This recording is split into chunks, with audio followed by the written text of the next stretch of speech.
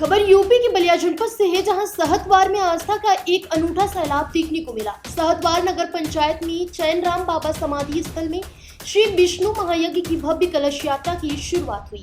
यात्रा से पहले आचार्य भीम शंकर पाठक और उनकी टीम द्वारा यज्ञ में पहुंचे यजमानों का विधिवत पूजन अर्चन कराया गया।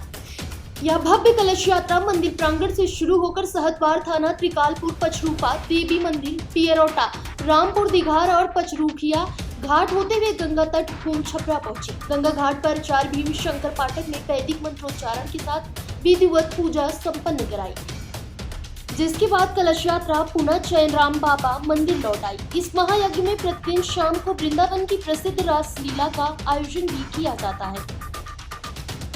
ये मालमास के महीने में चैनराम बाबा के यहाँ विष्णु महायज्ञ होता है, जो 3 साल पे आता है। वही यज्ञ का कार्यक्रम में कल जलभराई का कार्यक्रम था। श्री श्री 108 सुखदेव दास जी महाराज के नेतृत्व में वो जो चैनराम बाबा के मठ के महंत हैं, जो भी यहाँ महंत जी रहते हैं, उनके नेतृत्व में मलमास में यज्ञ होता है। उसी परिप्रेक्ष्य में कल जलभराई था, जिसमें ऐतिहासिक श्रद्धालुगण जुटे थे। गार्जियन, नौजवान साथी, भाई बहन, पूरे विधानसभा के जिले के कोने कोने से ऐतिहासिक जलभराई हुआ और चैनराम बाबा की कृपा, सुखदेव दास जी की कृपा से निश्चित 26 तारीख को भंडारा है। उस बीच में कार्यक्रम ऐतिहासिक, रोज के रोज ऐतिहासिक होता जाएगा। और ये कार्यकर्ता हम लोग के सुखदेव दास जी, उनके नेतृत्व में हम लोग काम करने का काम करते हैं। देखा गया कि काफी आप भी हाथों में अपने कलश लेकर चल रहे थे। क्या अपने क्षेत्र के लिए किस तरीके से आपने कामना किया है? ये तो चैनराम बाबा पूरे क्षेत्र के हैं। चैनराम बाबा से कामना है कि पूरे विधानसभा में, जिले में सबके घर में सुख समृद्धि आए। जब सबके घर में सुख समृद्धि आ जाएगी तो हमारे घर में भी सुख समृद्धि आ जाएगी। और ये निश्चित ये जानिए कि ये चैनराम बाबा के कृपा पात्र है कि ऐसा यज्ञ हमको नहीं लगता है कि जिले और पूर्वांचल में कहीं होता होगा। यहाँ यूपी और बिहार के लोग आते हैं, जिस दिन भंडारा होगा लाखों लोग भंडारा में आएंगे। तो ये चैनराम बाबा का कृपा पात्र है।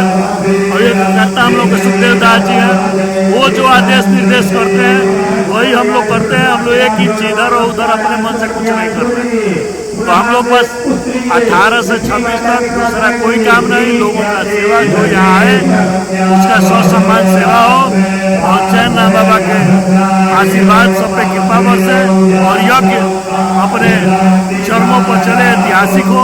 और ये आशा ही नहीं, पूर्ण विश्वास है ये चैनराम बाबा की धरती है, निश्चित ऐतिहासिक हो। कल देखा गया कि बहुत भीषण गर्मी थी और इस भीषण गर्मी में हजारों की तादाद में जो महिलाएं पैदल चलकर कितने किलोमीटर दूरी तय की है महिलाएं। यहाँ से कोई हल्दी बोर्ड तक, हम लोग पचरूखा देवी तक गए बग्गी से। उसके बाद रथ से मोहन जी के नेतृत्व में हजारों लोग। कल इतनी गर्मी के बावजूद भी किसी का मनोबल को गर्मी कम नहीं कर पाए, जबकि लोगों का पैर जल रहा था। उस गर्मी में लोग परेशान हो रहे थे, लेकिन उस धूप को और उस गर्मी को यहाँ की जनता ने, यहाँ के श्रद्धालु ने चैनराम बाबा के आशीर्वाद से और सुखदेव दास जी के निर्देशन में इतना ऐतिहासिक बनाया कि कल पूरा गंगा जी के घाट चैनराम बाबा विष्णु महायज्ञ के अनुयायियों से भरा पड़ा था।